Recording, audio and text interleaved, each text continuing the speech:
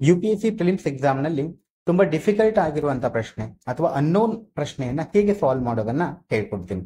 ಅದಕ್ಕೆ ಉದಾಹರಣೆ ಆಗಿ UPSC CFE 2020ರಲ್ಲಿ ಕೇಳಿರುವಂತ ಪ್ರಶ್ನೆಯನ್ನ ತಗೊಳ್ಳೋಣ.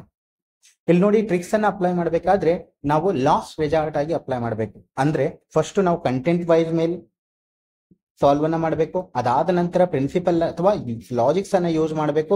ತದನಂತರ ಇವೆರಡರಿಂದೂ ಕೂಡ ಆನ್ಸರ್ ನಮಗೆ ಸಿಗದೇ ಇದ್ದಾಗ ಅಥವಾ ನಿಮಗೆ ಸಂಪೂರ್ಣವಾಗಿ ಖಚಿತಗೊಂಡಾಗ ಇದು ಡಿಫಿಕಲ್ಟ್ ಕ್ವಶನ್ ಅಂತ, ಆ ಸಂದರ್ಭದಲ್ಲಿ ನೀವು ಏನನ್ನ ಯೂಸ್ ಮಾಡಬೇಕು? ಟ್ರಿಕ್ಸ್ ಅಥವಾ ಹ್ಯಾಕ್ಸ್ ಅನ್ನ ಯೂಸ್ ಮಾಡಿ ಪ್ರಶ್ನೆಯನ್ನ ಸಾಲ್ವ್ ಮಾಡಬಹುದು. ಈ ಪ್ರಶ್ನೆಯನ್ನ ಓದಿ. With reference to history of India the terms Kulyavapa, Dronavapa ಇದನ್ನು ಓದಿದಾಗ ನಮ್ಗೆ ಅಷ್ಟೊಂದು ಮೀನಿಂಗ್ ಗೊತ್ತಾಗ್ತಾ ಇಲ್ಲ, ಅಥವಾ ಒಂದು ಸ್ಕಿಪ್ ಮಾಡಬೇಕು, ಇಲ್ಲ ಅಂತಂದ್ರೆ ರಿಸ್ಕ್ ತಗೊಳ್ಬಹುದು ನಾವು ಟ್ರಿಕ್ಸ್ ಅನ್ನ ಯೂಸ್ ಮಾಡ್ಕೊಂಡು. ಇಲ್ಲೊಂದು ಟ್ರಿಕ್ಸ್ ಅನ್ನ ಹೇಳ್ಕೊಡ್ತೀನಿ ನಾನು ನಿಮ್ಗೆ. ಅದೇನಂದ್ರೆ, ಆನ್ಸರ್ ಇವತ್ತು ಎರಡು ಸಿಮಿಲರ್ ಸ್ಟೇಟ್ಮೆಂಟ್ ಅಲ್ಲಿ ಇರುವಂತದ್ದು. ಸಿಮಿಲರ್ ಸ್ಟೇಟ್ಮೆಂಟ್ ಅಥವಾ ಅಲೈಕ್ ಸ್ಟೇಟ್ಮೆಂಟ್ಸ್ ಅನ್ನ ಹೇಳ್ತೀವಿ. ಅಂದ್ರೆ ಎಕ್ಸಾಮಿನೇಷನ್ ಸೆಕ್ಟರ್ ಏನಿರ್ತಾರೆ ನೋಡಿ, ಮೈಂಡ್ ಸೆಟ್ ಯಾವ ರೀತಿ ವರ್ಕ್ ಆಗುತ್ತೆ ಅಂದ್ರೆ, ನಮಗೆ ಕನ್ಫ್ಯೂಸ್ ಮಾಡಬೇಕಾದ್ರೆ ಎರಡು ಸಿಮಿಲರ್ ಸ್ಟೇಟ್ಮೆಂಟ್ ಅಲ್ಲಿ ಆನ್ಸರ್ ಅನ್ನ ಇಟ್ಟಿರ್ತಾರೆ. ಎಕ್ಸಾಂಪಲ್ ಆಗಿ ಹೇಳೋಣ, ಕಾವೇರಿ ಒಂದು ನದಿ ಬಗ್ಗೆ ಏನಾದ್ರೂ ಪ್ರಶ್ನೆಯನ್ನ ಕೇಳಬೇಕಾದ್ರೆ ನಿಮಗೆ ಗೊತ್ತಿರುತ್ತೆ ಯಾವ ನದಿ ಇದಕ್ಕೆ ಸಂಬಂಧಪಟ್ಟಿದ್ದು ಅಂತ. ಅದರಲ್ಲಿ 4 ಆಪ್ಷನ್ ಅಲ್ಲಿ ನಿಮಗೆ ಗೊತ್ತಿರುತ್ತೆ ಇದು ಕಾವೇರಿ ನದಿಗೆ ಸಂಬಂಧಪಟ್ಟಿದ್ದು ಅಂತ ಆನ್ಸರ್ ಗೊತ್ತಿರುತ್ತೆ. ಆದ್ರೆ ಕನ್ಫ್ಯೂಸ್ ಮಾಡ್ಲಿಕ್ಕೆ ಅವನೇನ್ ಮಾಡ್ತಾನೆ, 2 ಟ್ರಿಬ್ಯೂಟರಿಯನ್ನ ಕೊಡ್ತಾನೆ, ಅದು ಕಾವೇರಿ ನದಿಗೆ ರಿಲೇಟೆಡ್ ಇರುವಂತದ್ದು. ಅಂದ್ರೆ ಕಾವೇರಿ ರಿವರ್ಗೆ ಸಂಬಂಧಪಟ್ಟ 2 ಟ್ರಿಬ್ಯೂಟರಿಯನ್ನ ಕೊಟ್ಟಾಗ ನಿಮಗೆ ಕನ್ಫ್ಯೂಸ್ ಆಗುವಂತ ಸಾಧ್ಯತೆ ಹೆಚ್ಚು.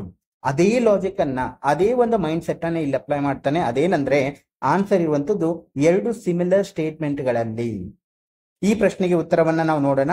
ಹೇಗಂದ್ರೆ, 2 ಸಿಮಿಲರ್ ಸ್ಟೇಟ್ಮೆಂಟ್ ಯಾವುದು ಅಂತ ಫೈಂಡ್ ಔಟ್ ಮಾಡಿ.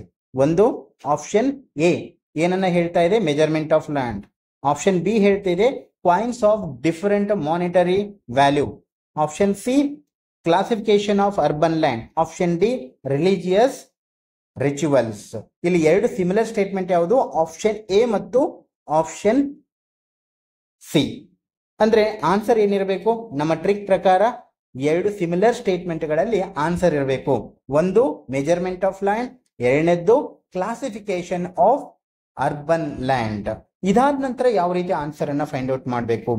ಯೂಶುವಲಿ ಅಥವಾ ಜನರಲಿ UPSC ಎಕ್ಸಾಮ್ ನಲ್ಲಿ ಆನ್ಸರ್ ಯಾವ್ದಿರುತ್ತೆ ಅಂದ್ರೆ, ಜನರಲ್ ಸ್ಟೇಟ್ಮೆಂಟ್ ಯಾವ್ದಿರುತ್ತೆ ಅದು ಆನ್ಸರ್ ಇರುತ್ತೆ. ವೈಡರ್ ಸ್ಟೇಟ್ಮೆಂಟ್ ಯಾವ್ದಿರುತ್ತೆ ಅದು ಆನ್ಸರ್ ಇರುತ್ತೆ. ಅಂದ್ರೆ ಎಕ್ಸ್ಟ್ರೀಮ್ ಸ್ಟೇಟ್ಮೆಂಟ್ ಇರುವಂತದ್ದು ಅಥವಾ ಸ್ಪೆಸಿಫಿಕ್ ಸ್ಟೇಟ್ಮೆಂಟ್ ಇರುವಂತದ್ದು ಆನ್ಸರ್ ಇರುವುದಿಲ್ಲ. ಅಂದ್ರೆ ಎಕ್ಸ್ಟ್ರೀಮ್ ಸ್ಟೇಟ್ಮೆಂಟ್ ಹೊಂದಿರುವಂತ ಆಪ್ಷನ್ ಆಗ್ಲಿ, ಸ್ಪೆಸಿಫಿಕ್ ಸ್ಟೇಟ್ಮೆಂಟ್ ಹೊಂದಿರುವಂತಹ ಆಪ್ಷನ್ಗಳಾಗಿ ತಪ್ಪಾಗಿರುತ್ತೆ.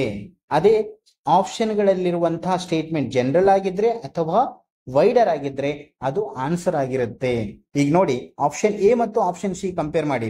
ಆಪ್ಷನ್ ಎ ಏನು ಹೇಳ್ತಿದೆ? Measurement of land. Option C ಏನು ಹೇಳ್ತಿದೆ? Classification of urban land.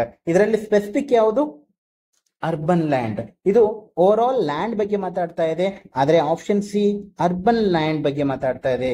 ಅಂದ್ರೆ ಅರ್ಬನ್ ಲ್ಯಾಂಡ್ ಅನ್ನುವಂಥದ್ದು ಸ್ಪೆಸಿಫಿಕ್ ಸ್ಟೇಟ್ಮೆಂಟ್ ಆಗುತ್ತೆ, ಓವರ್ ಆಲ್ ಲ್ಯಾಂಡ್ ಅನ್ನುವಂಥದ್ದು ಜನರಲ್ ಸ್ಟೇಟ್ಮೆಂಟ್ ಆಗುತ್ತೆ.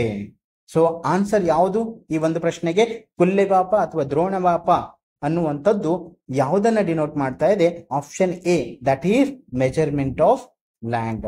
ನಿಮ್ಗೆ ಅರ್ಥ ಆಯ್ತು ಅಂತ ಅನ್ಕೊಳ್ತೀನಿ. ಇಲ್ಲಿ ನೋಡಿ, ಜನರಲ್ ಸ್ಟೇಟ್ಮೆಂಟ್ ಅಥವಾ ವೈಡರ್ ಸ್ಟೇಟ್ಮೆಂಟ್ ಸಾಮಾನ್ಯವಾಗಿ ಸರಿಯಾಗಿರುತ್ತೆ, ಅದೇ ಸ್ಪೆಸಿಫಿಕ್ ಅಥವಾ ಎಕ್ಸ್ಟ್ರೀಮ್ ಸ್ಟೇಟ್ಮೆಂಟ್ ಸಾಮಾನ್ಯವಾಗಿ ತಪ್ಪಾಗಿರುತ್ತೆ. ಹಾಗಾಗಿ ನೀವು ಟ್ರಿಕ್ಸ್ ಅನ್ನ ಈ ರೀತಿ ಬಳಕೆ ಮಾಡಬಹುದು. ಆಸ್ ಎ ಲಾಸ್ಟ್ ರೆಸಾರ್ಟ್, ಕೊನೆಯ ಬಾರಿ, ಕೊನೆಯ ಹಂತದಲ್ಲಿ 20 ನಿಮಿಷ ಉಳಿದಿರುತ್ತೆ. ಆ ಸಂದರ್ಭದಲ್ಲಿ ಕೆಲವೊಂದು ಪ್ರಶ್ನೆಗಳೇ ಸರಿ ಮಾಡಬೇಕು. ಡಿಫಿಕಲ್ಟ್ ಕ್ವಶನ್ ಅನ್ನ ಚೂಸ್ ಮಾಡಿಕೊಂಡು ಈ ಟ್ರಿಕ್ ಅನ್ನ ಯೂಸ್ ಮಾಡಿಕೊಂಡು ನೀವು ಆನ್ಸರ್ ಅನ್ನ ತರಿಸಬಹುದು. ಆದ್ರೆ ನಿಮಗೆ ನೆನಪಿರ್ಲಿ, ಯಾವಾಗ್ಲೂ ಕಂಟೆಂಟ್ ಮೇಲೆ, ಲಾಜಿಕ್ ಮೇಲೆ ವರ್ಕ್ ಮಾಡಿದ ನಂತರ ಕೊನೆಗೆ ಈ ಟ್ರಿಕ್ ಅನ್ನ ಯೂಸ್ ಮಾಡಬೇಕು. ಸರಿನಾ? ಒಂದ್ ರೀತಿಯಾಗಿ ಈ ಟ್ರಿಕ್ ಬಗ್ಗೆ ನಿಮಗೆ ಗಮನ ಇರಲಿ. ಇದನ್ನ ಯೂಸ್ ಮಾಡಬೇಕಾದ್ರೆ ನೆನಪಿರ್ಲಿ, ಇದು ಟೆಸ್ಟ್ ಸೀರೀಸ್ ಅಲ್ಲಿ ವರ್ಕ್ ಆಗೋದಿಲ್ಲ. ಆದ್ರೆ PYQ ಅಲ್ಲಿ UPSC ಕೇಳಿರುವಂತ ಪ್ರಶ್ನೆಗಳಲ್ಲಿ ಈ ಟ್ರಿಕ್ ವರ್ಕ್ ಆಗುತ್ತೆ. 10 ಪ್ರಶ್ನೆಗಳಲ್ಲಿ 6 ಪ್ರಶ್ನೆಗಳಲ್ಲಿ ಅಥವಾ 7 ಪ್ರಶ್ನೆಗಳಲ್ಲಿ ಈ ಟ್ರಿಕ್ ವರ್ಕ್ ಆಗುತ್ತೆ. 2-3 ಪ್ರಶ್ನೆಗಳಲ್ಲಿ ಈ ಟ್ರಿಕ್ ವರ್ಕ್ ಆಗದೇ ಇರಬಹುದು. ಈ ಕಾಷನ್ ಅಥವಾ ಈ ಒಂದು ವಿಷಯ ನಿಮಗೆ ಗೊತ್ತಿರಲಿ. ಮತ್ತೆ ನಾವು ಬೇರೆ ಪ್ರಶ್ನೆಗಳನ್ನ ಲಾಜಿಕ್ ಮುಖಾಂತರ ಕಂಟೆಂಟ್ ಮುಖಾಂತರವಾಗಿ ಆನ್ಸರ್ ಮಾಡ್ತಾ ಹೋಗೋಣ. ನೆಕ್ಸ್ಟ್ ವಿಡಿಯೋಗೆ ವೇಟ್ ಮಾಡಿ. Thank you.